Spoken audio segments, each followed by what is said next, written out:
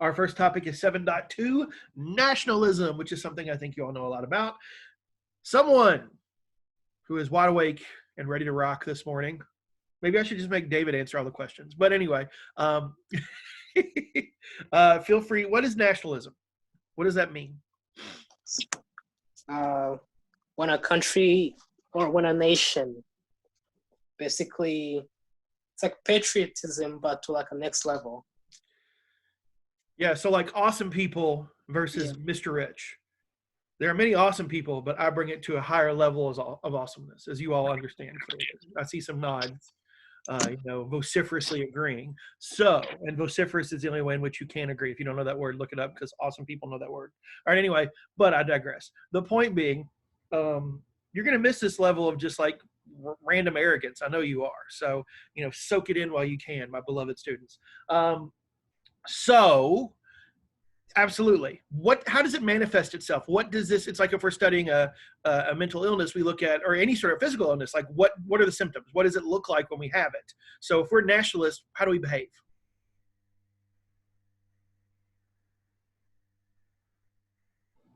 Kind of better than everybody else. Okay. We can't be beat by other nations.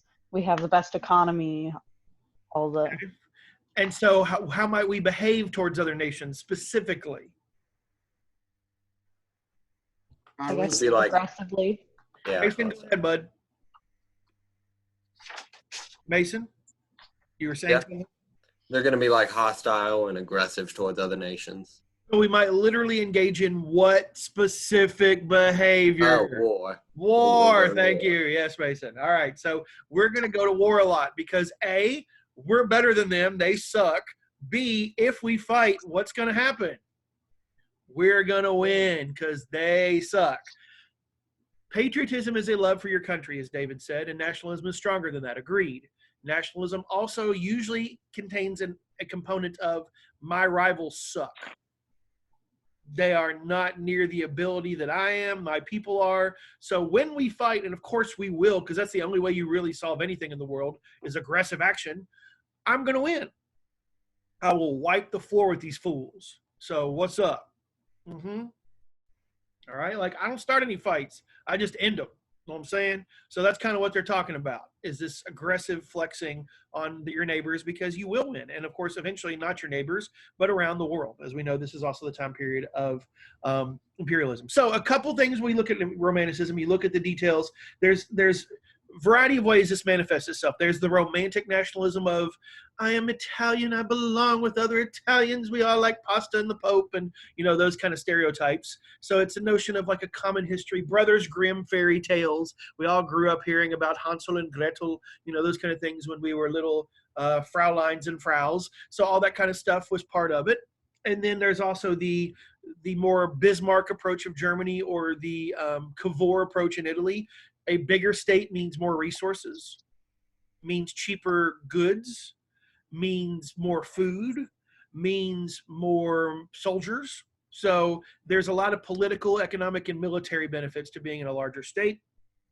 And then there's also, as it says in here, quote, racialism with concomitant anti-Semitism. There is that others are inferior.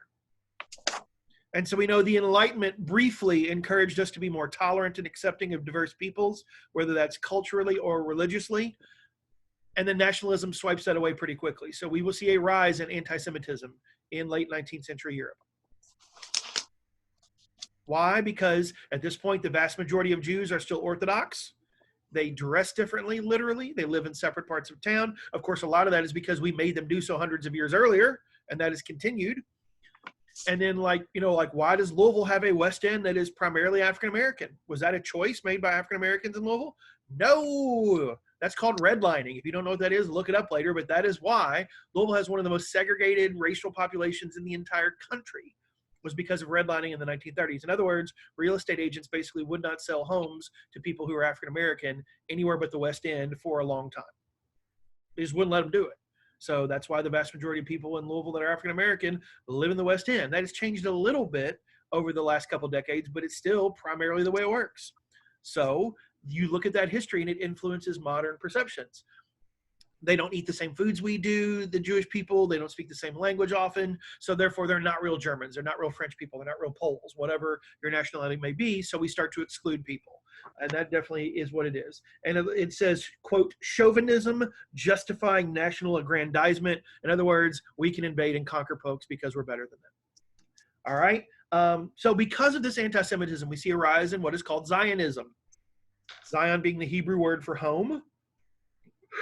Excuse me. Does anyone remember what Zionism is? It's a political movement advocating for what? A Jewish state. Correct.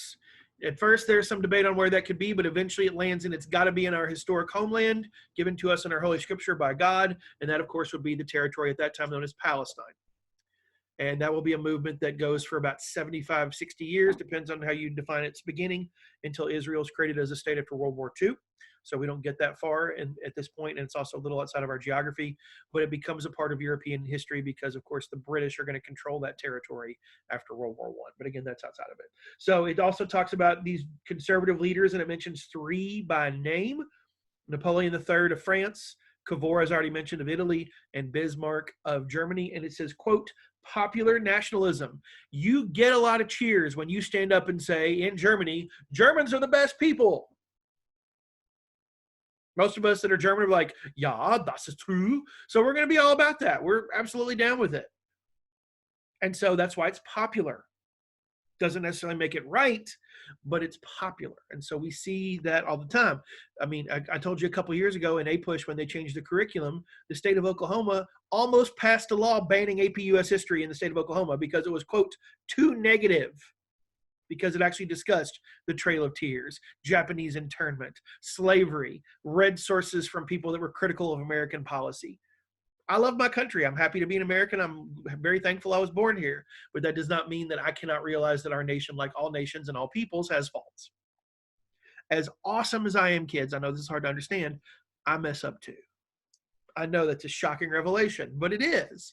So to me, there's, of course, America's messed up, and we should study that. We should look at the things we've done that are wrong, that have hurt people, which are numerous. We've also done a lot of good in the world.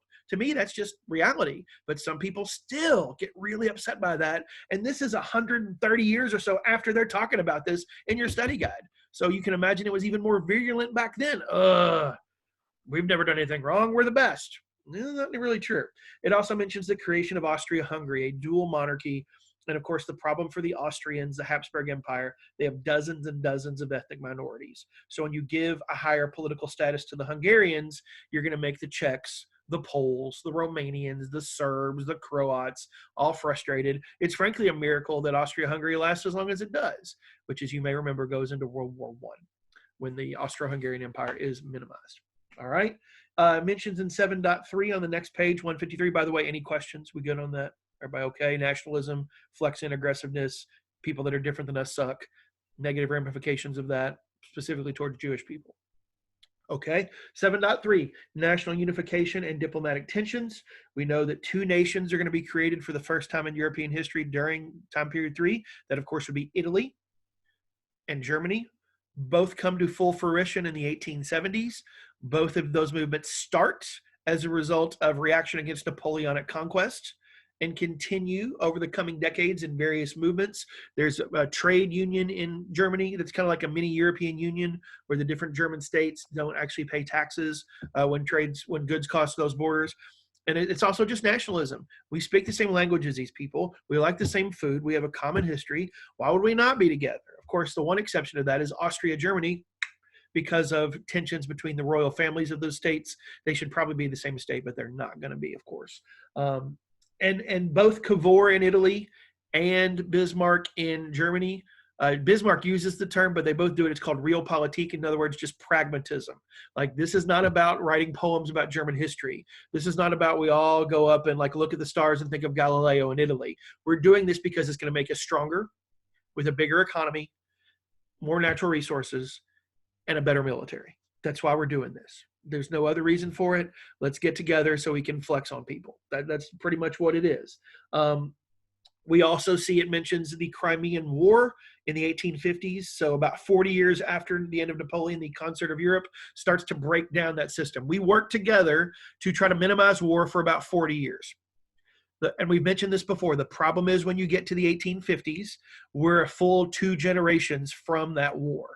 The young men coming up, making more decisions and wanting to be militarily involved. Their grandpas fought in the war, and because of the average lifespan back then, most of them don't have their grandpas around. So you start to have Napoleon fade into history. Instead of remembering that time and the struggles and the problems, now it's just something in a book.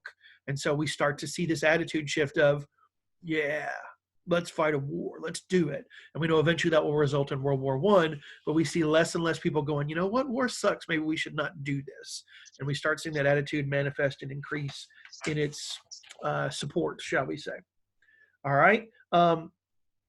Basically, after 1871, the Germans are going to become one of the biggest powers in Europe, and I would argue they're pretty much equal to the Brits on the eve of World War I. They become a major industrial power. We know they punk France. They take some of France's land. They try to, after Bismarck is removed from power, they try to take colonies, even though the colonies have already been divided. That causes tension. And so Germany is becoming an increasingly powerful state by the end of this time period, challenging even Britain for supremacy. And of course, the British are nervous about this. And we know some of those tensions help lead to World War I. World War I itself will not be on your exam, but potentially the causes leading up to it could be. Again, I fully believe that your DBQ, as I've said several times, will be 1450 to 1914, all 3 time periods, to give you a wide latitude of things to write about. They're trying to give you a chance to be successful, and I think you guys are in a great position to do so. All right, and we know it talks about those tensions in the Balkan Peninsula as the Ottoman Empire falls away, the sick man of Europe, as the Austrians try to take over some of that land, as some of those peoples on that peninsula try to become independent for the first time in over 2,000 years. There's all sorts of tensions, frustrations, deals, alliances set up, which we know are going to help cause World War I. All right, everybody good with that? Mr. Rich, should I study like the first Balkan crisis? No. No, there's no need. You need to provide 2 pieces of outside evidence. That's it. That's why if we were doing these in class, these reviews would take a lot longer and they'd be a lot more thorough, but the circumstances have changed. So we're just doing the big picture stuff. All right. We're also going to make you a better person at a dinner party in about 5 years when you become an adult and graduate college. I mean, you're already adults, but like an actual paying bills on your own, like got to get up and make your own way in the world adult. You'll be a much more interesting dinner party conversationalist when you can bring up the causes of World War I. Everyone at your party will be astounded and want to be your friend. So trust me, this is how I have been socially successful. So I know you'll want to model this behavior for yourselves. I mean, you know, I can barely get anything done. I'm getting so many phone calls and FaceTimes and Zooms. It's like, guys, leave me alone. I know I'm cool and you want to talk to me, but like, I got to grade my kids' work. Like, leave me alone. It's just hard. I mean, I know most of you all understand, but some of you, not so much. But you all understand. So yeah. Anyway, all right, 7.4, page 155. Darwinism and social Darwinism. Charles Darwin does that whole evolution thing. Everybody good with that? Do we really need to get into this? I think you're understanding. However, some people take his ideas about the domination of one species over another and apply it to human race, which, again, to be clear, Darwin never does. In The Origin of Species, Darwin doesn't even talk about humans evolving because he knows it's going to get much more controversial. He doesn't bring that up until 20 years later. But even when he does not say that there is a racial hierarchy. He does not go there at all. But some people read his work and go, I guess that's why white people are best and we're kicking butt all over the world right now. And that's called social Darwinism. Herbert Spencer is the guy's name, not that you need to know that. And it's basically the phrase survival of the fittest is not something that Darwin ever says. It is something that Spencer says in his work. So that one race is dominating another, ethnic groups are dominating others because of their inherent superiority. We get all sorts of pseudosciences like measuring the sizes of your skull, phrenology, all that kind of stuff. We don't know much about genetics at this point.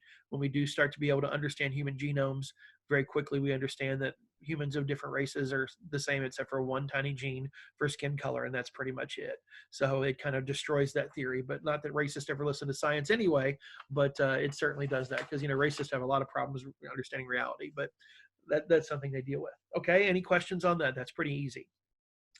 All right, just a couple more. This one won't be terribly long today because there's only a couple of big ideas here. It talks about progress and modernity, 7.5, page 156. So there tends to be this development of, you know, more leaning on science as we learn more about the world, as we see the impacts of industrial technology to improve our lives, that we start to be more reliant on rationality and scientific experimentation, and a lot of the folk ideas that our grandparents would have believed in we're out on, a better understanding of medicine and things like vaccines, things like being able to visit a doctor. Still not common for everyone, but in some parts of the world, absolutely. In some of the industrial states, that's part of it. We will also get a better understanding of human psychology with the beginnings of the work of Sigmund Freud and his offshoots. We know a lot of what Freud did has been discredited, but it starts the process rolling.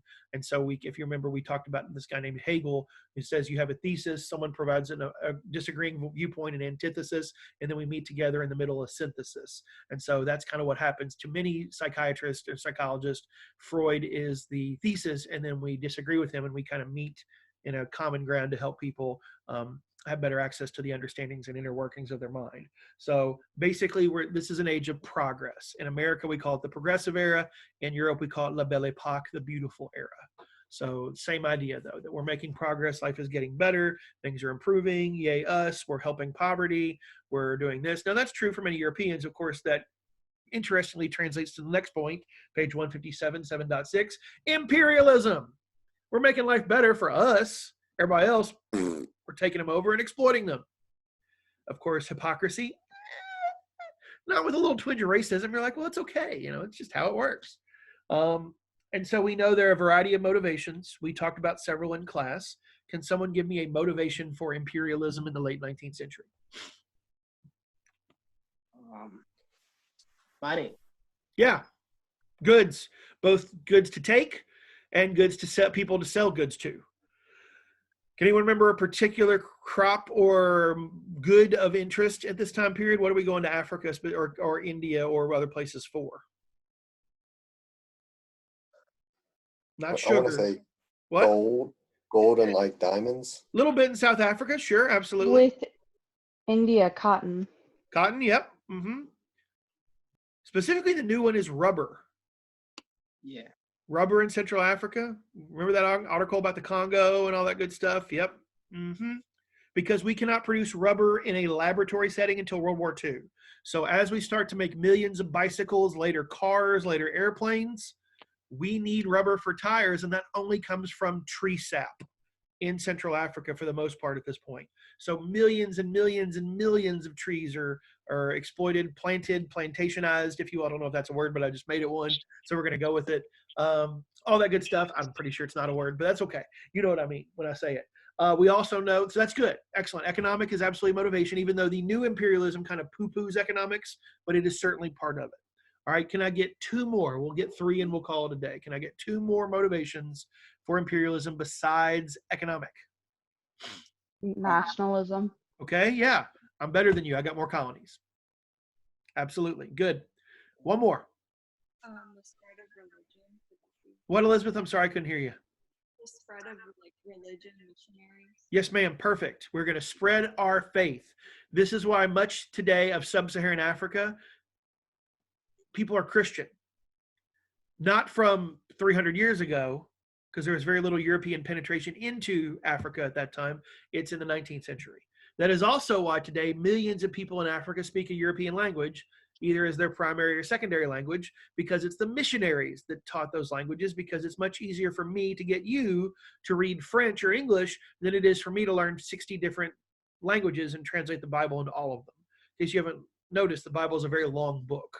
So it's a lot easier for me to teach you to read in my language than it is vice versa for all different groups of people. So it's not the European states that want to educate their colonists. They don't want them to have education. They don't want them to have industrialization. They want to keep them poor and needing us for support. But it's the missionaries that do spread. And so today, millions upon millions and millions of people speak French or German or Portuguese or English in Africa because of 19th century European practices, especially with regard to missionary work. Very good. Thank you. So then there's other reasons, but that works. All right. Don't forget, though, our favorite racist poem, The White Man's Burden. That old racist, we're better than everybody else. We got to help them. Ugh. Just like kids, they'll complain.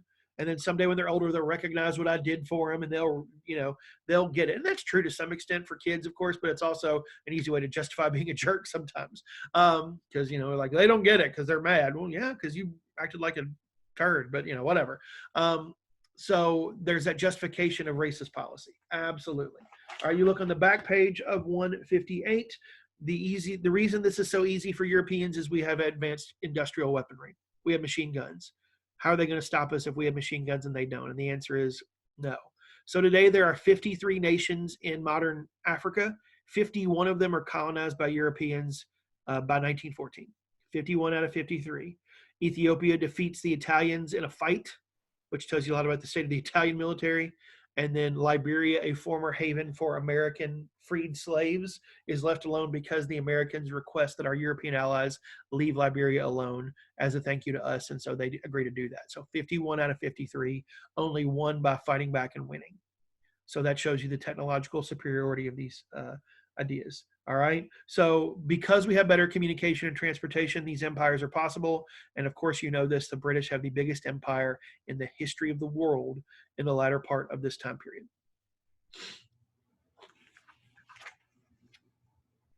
All right. 7.7 talks about the global effects of imperialism. And so obviously more global trade, clearly part of that. We know that the Europeans actually don't fight with themselves to decide who gets what. They have a conference in Berlin, Germany in 1884, where they literally just lay out a map of Africa and they negotiate. All right, you can have that one, you can have this one. The Germans under Bismarck choose not to participate, even though they're the host, because they have other priorities being a young nation. But once Bismarck is out, Kaiser Wilhelm II says we should get colonies, and that creates some tensions and skirmishes, conflict that lead to World War I. All right. There are some debates. Some people actually start to question whether this is moral. Not many, but we do see some debate over that. And what it talks about is responses to European imperialism. You start seeing by the late time period 3 resistance movements created in colonies, people fighting back, either literally fighting or creating political organizations to resist. So for example, Gandhi in India, he's a member of the Congress Party, which will eventually succeed in overthrowing British rule some 60 years after when it's formed. Any questions about imperialism? Pretty easy stuff, something you've studied in multiple classes for many years, and the motivations are fairly basic. And because of a technological superiority, there's not much the native peoples of Africa and Asia can do about it. Okay, lastly, 7.8, 19th century culture and arts. To review, the big cultural movements we've seen so far have been Renaissance, Baroque, neoclassical, and now we're up to Romanticism. Romanticism, which starts late in time period 2 and will continue for the majority of time period 3. Romanticism has many formats. You've probably talked about it in English as well. Emotion, a love of nature, rugged individualism. There's also a love of the exotic and the foreign. Because of the imperial state, we start liking stuff that's got like Asian patterns on it because Asia's cool, because it's different, that kind of thing. If you can import a nanny from a colony of yours and you've got a person of color, it's almost like you're cool. You've added to your collection. Seriously, it's almost like people as objects to look at and think about. And Romanticism is important for most of that time period. We talked about like Goya, Delacroix, Liberty Holding the People, some of these folks, composers like Beethoven, all that good stuff. When you listen to Beethoven, he's trying to invoke a mood. Moonlight Sonata, very slow, very quiet, like you're looking up at a moon on a dark, cold winter's night. Okay? And then we get to, at the end, Impressionism.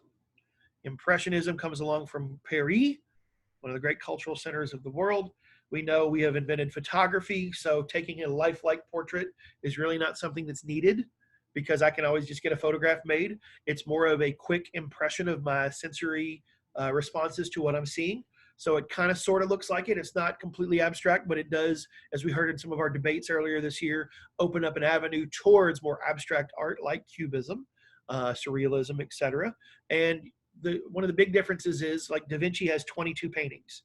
Monet has thousands and thousands because he'd paint 20 paintings a day of the same scene every 30 minutes as the sun, shifts. So you go to Louisville Speed Art Museum whenever we can again, and you'll see 50 paintings by Impressionist painters you've heard of in high school. Not even like I studied art in college. They got a bunch of Gauguins and Monets and Manets because there's thousands and thousands and thousands of them. So it's going to be very popular and spread around the world, and especially in the United States. We know that there are numerous huge collections of Impressionism in our country, most notably in Chicago, just a couple hours up the road, because at the point you could go buy it and you could buy art from these artists themselves when they were living. And rich Americans brought back boatloads of it, literally boatloads of it, to numerous museums across the United States. So those are the big cultural ideas that we see at this point. So, ladies and gentlemen,